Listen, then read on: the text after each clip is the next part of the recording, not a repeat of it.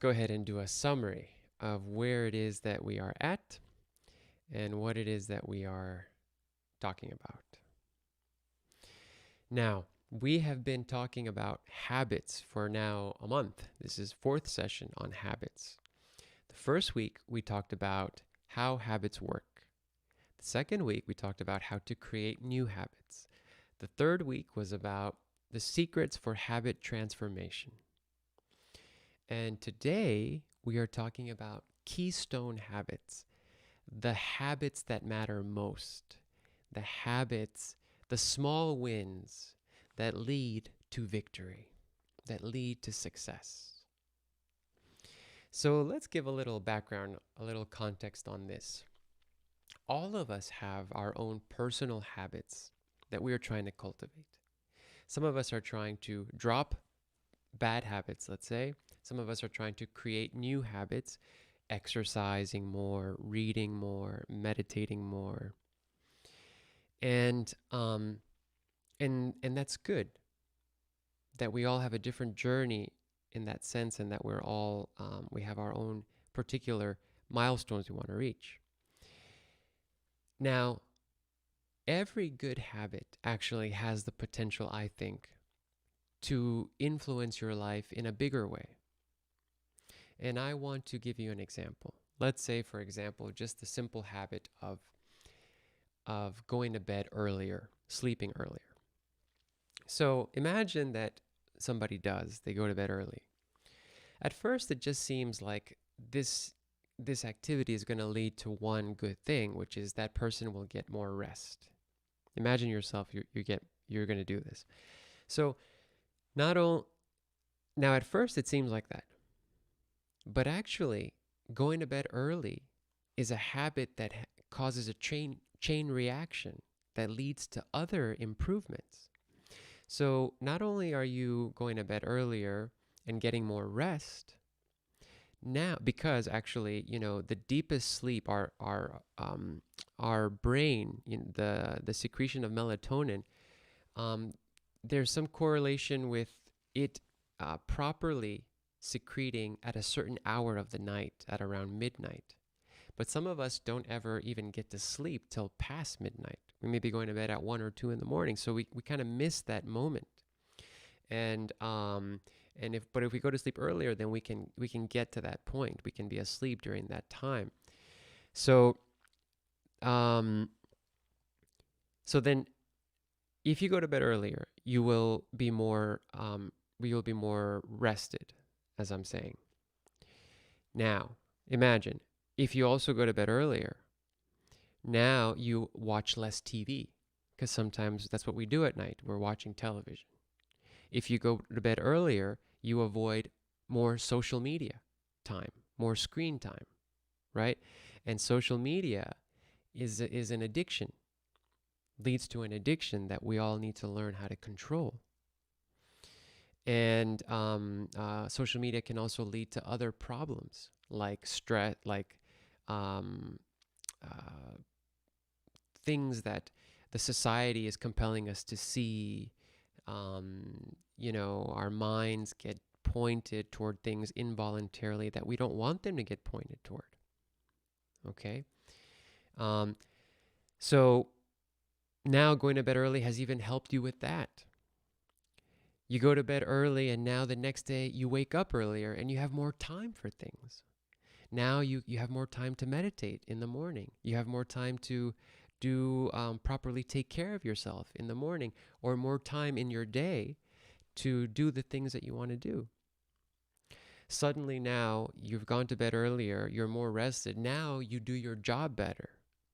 And at work they start to notice, and they offer you a promotion, and you take the promotion. And thanks to the extra income that comes from the promotion, now you have some extra money to do something nice, let's say for your children. And you do that nice thing for your children, they learn this skill. They also get a wonderful opportunity to showcase that talent, and now their lives are improved. So you see, we're just imagining all of the positive reactions to just one simple action, going to bed earlier. And I'm not necessarily right now prescribing that to you. I'm just using that as an example, although it does make sense, right? That something that we should adopt.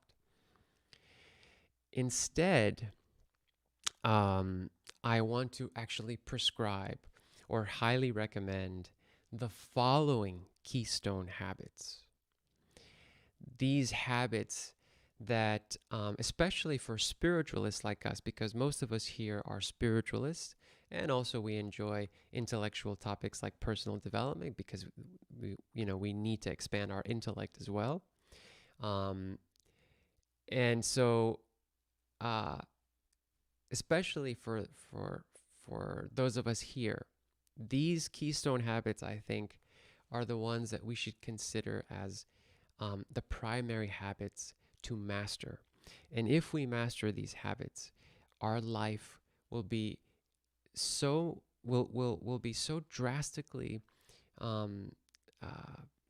wonderful, let's say, in ways that right now we can't imagine. So let's go ahead and talk about them. They are, as we've talked about here, as we've mentioned before many times, and as you may already know from the world of yoga, the yamas and niyamas. So we'll talk about these one by one. And sometimes usually I don't like to talk about these one by one because there's so much to say about them, so much that in the past we've devoted an online meditation for each of these topics and even webinars for each of these topics. Okay? And actually, these keystone habits are the content of Vistara Circle Level 2. So in Vistara Circle Level 1, we talk about personal development topics.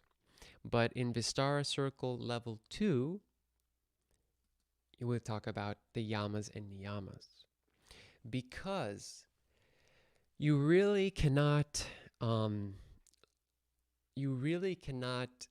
ever discuss these topics too much.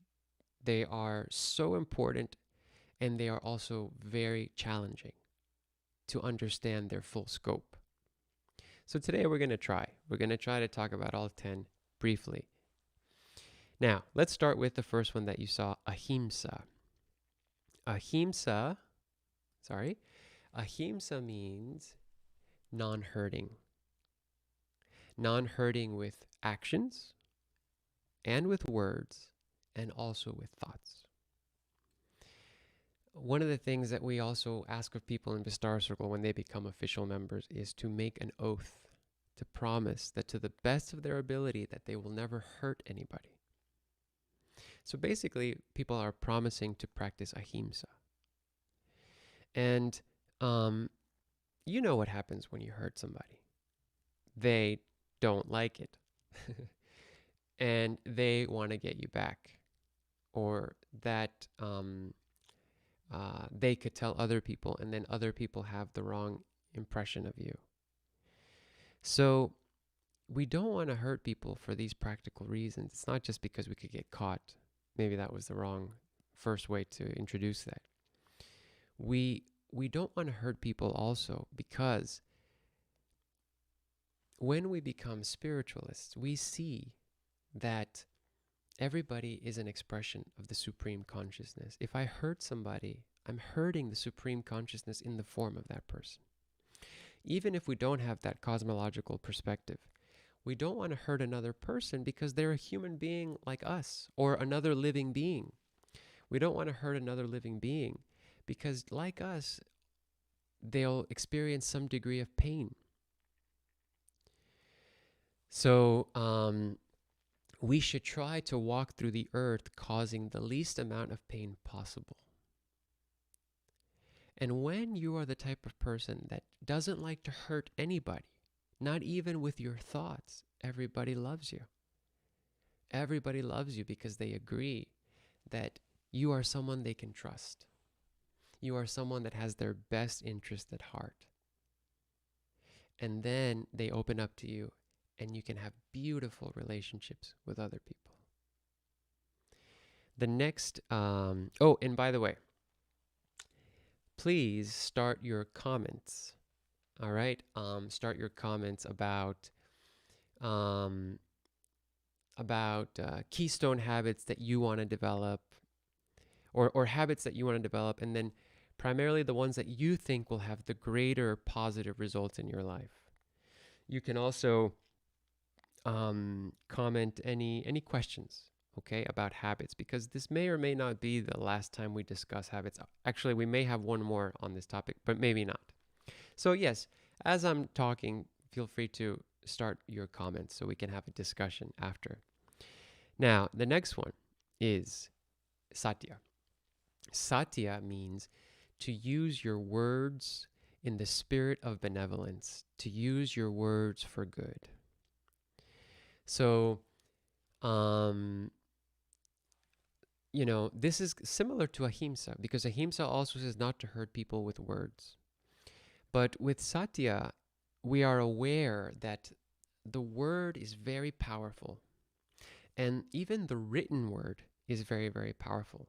Look at what happens in the world, like on Facebook, you know. Um, in Burma, for example, there was the Myanmar. Sorry, there was the a huge, what's the word? Kind of ethnic cleansing of the Rohingya people, the Rohingya who were becoming massacred, and who hundreds of thousands of them, up to 700,000 of them, had to flee the country for their own safety.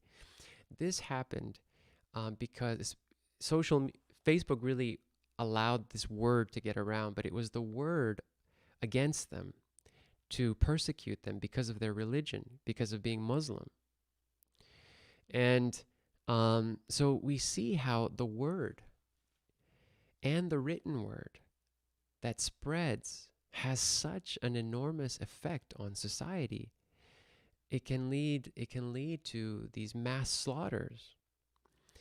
And in our personal lives, you know, when we talk to people, we should talk to them fully aware of their feelings and their sensitivity, because human beings are so much more sensitive than we realize.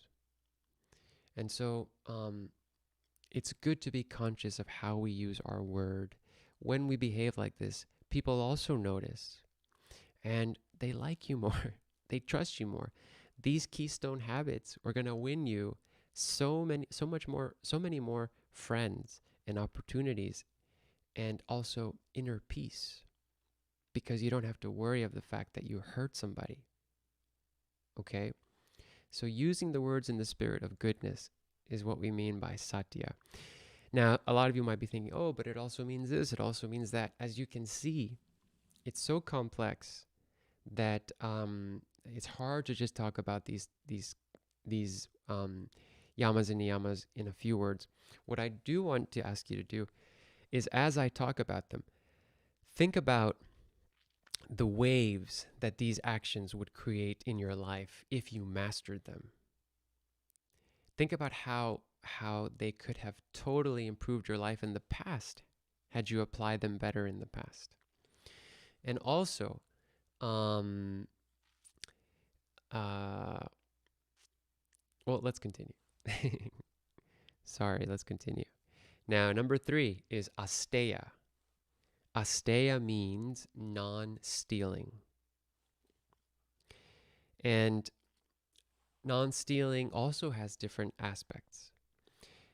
There's not only physical theft, there's also mental theft. Sometimes in our minds we steal something. In our minds we think, ooh, they're not looking, I could just take that. Or I wonder what would happen if I took this, would anybody notice? Or somebody drops something and we think, oh, I could just take that. So there's also the idea of depriving people of their due, and then also mentally depriving people of their due. So this is also very important, because we don't want to cheat people. If you're going to go into a negotiation with somebody, don't just negotiate for your best interest and deprive them of what would be due to them based on their work and their contribution. Also think about what could benefit them. So in business, asteya can be very, very helpful. everybody wants to do business with an honest partner. And everybody who buys from your business wants to know that you are honest, that you are providing something of real value and not cheating people. So asteya is very important. Let's see, the fourth one, brahmacharya. Brahmacharya is the perspective of seeing everything as an expression of the divine. That's one of the most fundamental tantric perspectives. The universe is one. We are all one. We all exist inside of that, the mind of that supreme consciousness. And so then everything is an expression of the supreme. So if you can walk around your day seeing everybody and everything as what it is in its real form, then you follow brahmacharya. And when you do that, now you are kind of always feeling this sense of oneness with the universe. So that can lead to feelings of abundance. It can feel like you are already one with the supreme, almost like Buddhahood. And also it can reduce any ill thoughts about other people and ill thoughts about yourself. It's a wonderful Keystone habit. People also will feel that vibration for you, that your mind is so pure, seeing everything as God, that they love to be around you. So, okay, let's go on now to another one, aparigraha. So aparigraha is the practice of living simply and not hoarding. So not,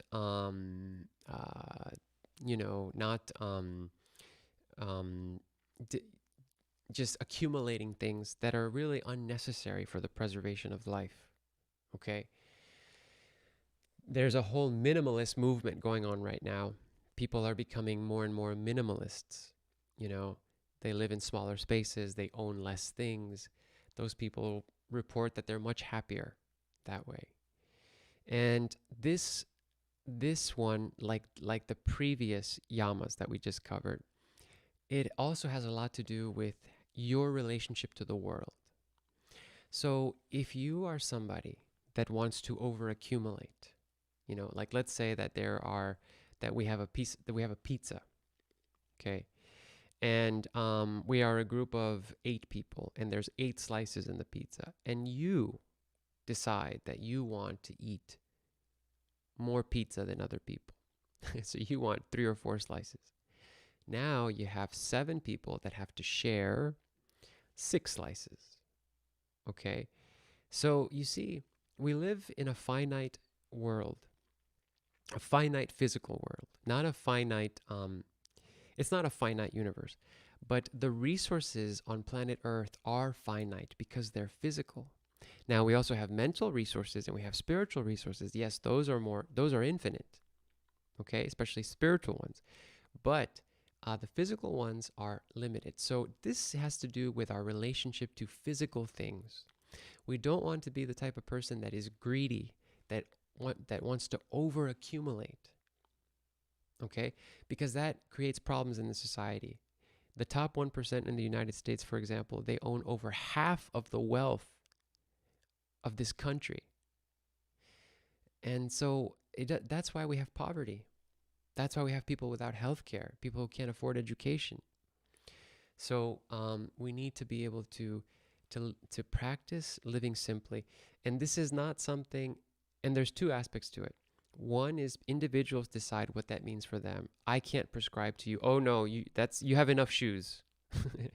You have 7 pairs of shoes, no more. No, you decide how many shoes are enough for you. You decide how big your house should be. But as a society, we can also determine certain things. Like we could determine, what should be the ceiling of income? Do we need to have billionaires? I mean, isn't it enough if we allow somebody to accumulate, let's say, $50 million? Right? So you see, we can also make those kind of economic democracy choices, and maybe one day in the future we will. So let's go ahead and continue. We have, now we're in the niyamas, shaucha. Shaucha is the practice of um,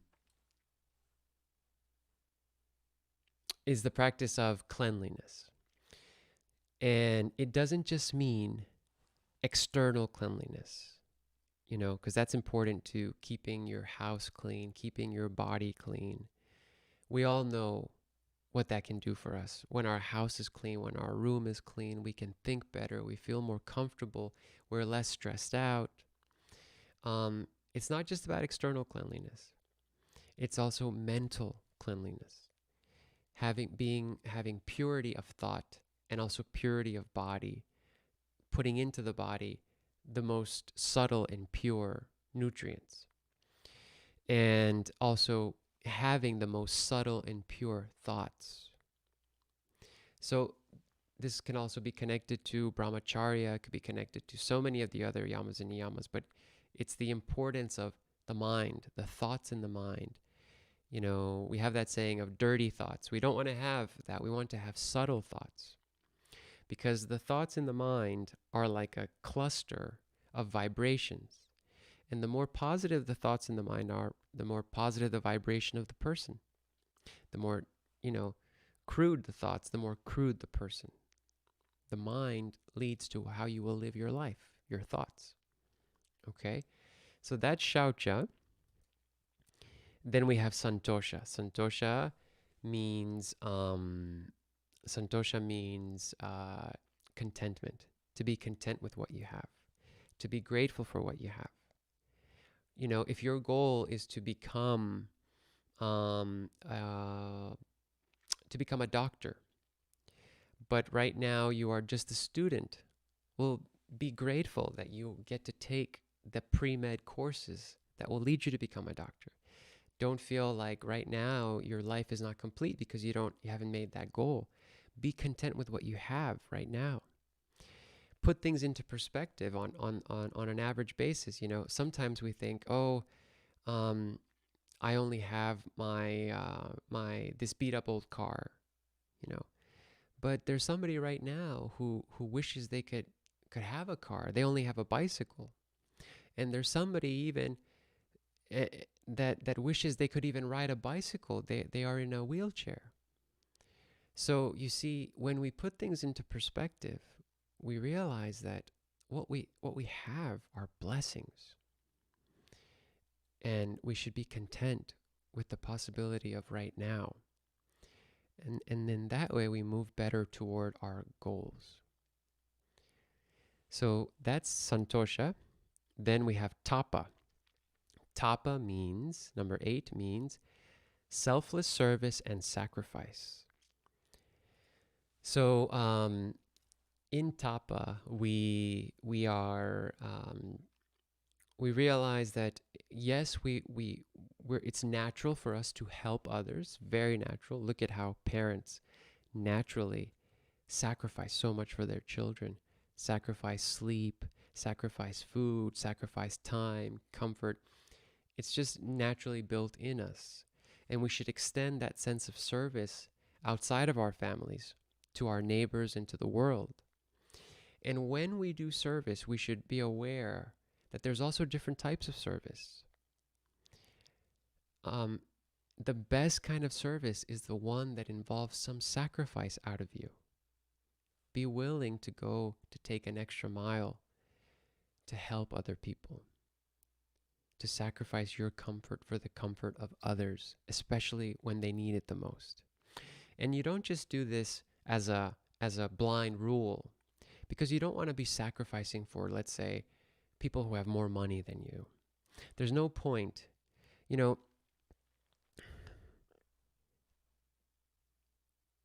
I'll give you an example. There was a boss from a company, and the workers were not paid well. They were paid very much low wages. And one day, the boss had the audacity to come up to one of the workers and was kind of friendly with them and said, "Hey, I need a loan. I need some money for something. Do you have this, let's say, $300 that I could borrow?" And the worker was like, well, I do have my savings, and you promise you'll pay me back? And the boss is like, yeah, of course I'll pay you back. Yeah, of course I'm going to pay you back. And the worker is like, oh, well, okay, yeah, I mean, I have my savings. Okay, so they here, $300, just, make sure you pay me back. And the boss never paid them back. Just forgot about it. Didn't care. So you see, don't sacrifice for people who have more than you. For people who have, don't sacrifice your comfort for people who already have more power than you. Like so many, like women a lot of times sacrifice so much for their husbands, families, for the comfort of their husbands. The comfort they sacrifice for their own religions. Oh, okay, I'll marry this person because my religion says I should marry this type of person. I'll sacrifice my happiness. That's not service. That's exploitation. So, so keep those. So we have to remember what is real sacrifice and what is real service. And then the last couple of ones are Swadhyaya means, let's start with Swadhyaya. It means to continually be reading uplifting books and scripture. So to always be immersing yourself in learning and also immersing yourself in spiritual texts, and try to understand the deeper meaning of all texts, especially the spiritual ones, because sometimes they're confusing. Like the Bible is full of, parables and old language that you don't really understand. So it's important to try to understand the deeper meanings. And then this idea of reading books is helpful. It's a great keystone habit, because knowledge, the more knowledge you have, the more prepared you will be for life, for your job, for your career, for the things that you need to do to deal with your emotions. And it's good to read things that are actually educational, rather than just entertaining. Okay, so, and then the last one is Ishvara Pranidhyan. Ishvara Pranidhyan is the acceleration toward the supreme consciousness. So we are kind of on that path, right? And we like to say that when you get, for example, this, if you start meditating with Bhavanam Kevalam, you begin this process. And also definitely if you go on to get the next meditation lesson that we offer, when you get initiated into a spiritual practice and you get a mantra such as the ones I've mentioned, you are now on a fast track toward divinity, toward godliness, toward Buddhahood. So Ishvara Pranidhyan is establishing yourself in that, saying, my biggest goal in life is to become one with the Supreme. And the technique, and there has to be a technique included with that. You need a technique that's going to do that for you, such as a proper meditation lesson.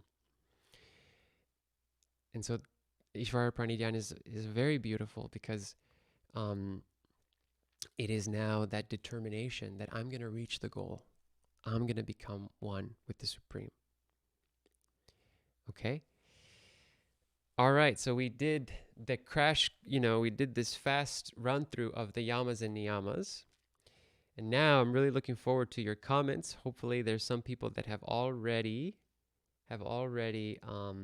made their comments. So let's check out what we have here on Facebook. Oh, Hitendra says, thank you for signing the attendance sheet. Yes, thank you, brother. Can you please remind us, where is the attendance sheet right now so people can access it? And then Shannon. Hi, Shannon. So great to see you. Namaskar. Namaskar, dear sister. Karen says, gratitude and thanks. Absolutely, Karen. We are here for you. We wish we could do more. So we send you much love. And thank you for opening up to us. Then I see here Jessica. Jessica says, deberías decirlo o hacer transmisión en español. Buena idea, Jessica. Muy buena idea. Yo quiero hacer eso. Muy pronto espero poder hacer una meditación en la red en español. ¿Ok? Entonces, gracias por inspirarme y gracias por hacer la invitación. Ya, entonces, so let's see here. We also have Izaka says, I'm interested in learning more about comparison and focusing on my own path. Okay. Let me know what you mean about comparison. What do you mean exactly by that? Okay. Hitendra says, thank you for signing the attendance sheet. Genocide, yes, that's what was happening, as I mentioned with the Rohingya. And he says, words have as many different meanings as there are beings to perceive them. Very true. Very true. That's very true. Context, experience. You know, to you, you see an accident, you hear somebody say something about something. Like, you know, if somebody walked in the room and said, there's a car up front, it's being towed. The car is being towed in the lot. You think, oh, where's my car? My car is okay. I don't think it's my car being towed. It does, you know, but if they say, hey, there's your car, John. Your car is being towed right now. Oh, John will stand up and run out because now that means something totally different. Okay? Our ego, of course, is involved there, but it's true that our words can mean different things to different people, affect people in different ways. So we have to be cautious. Thank you, brother. So, are there any more comments? I hope that you agree, or I hope that you saw the value of the yamas and niyamas. How comprehensive the whole system is there for personal transformation and societal transformation. I'll close now. We'll close, but I'll close just with one last thought about that.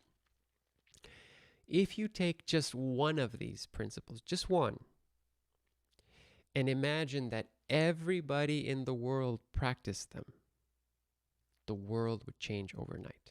If they only practiced just one of these. You know, I'm going to pick one at random, okay? Honestly, at random. Because I'm looking at numbers here on a list I have. I see the number 16. 1 plus 6 is 7. 7, Santosha. Let's start with that. Santosha. Imagine if everybody in the world was grateful for what they had. Okay? Maybe you wouldn't see so many divorces. Maybe you wouldn't see so many people comparing themselves to others. So many people stressed out because they don't have this material thing, that material thing. They don't have. It's not about it leading to mediocrity. It's about a sense of gratitude and self-reliance that what I have now is enough. And it also allows people to see the bright side of things. To always be seeing the bright side. That's very important. We get crushed in our minds when we don't see the bright side. So we have to be grateful for what we have, and it allows us to secure what we have, because when we're not grateful for what we have, we lose those things. We can lose people who are important to us. We can even lose things that are important to us.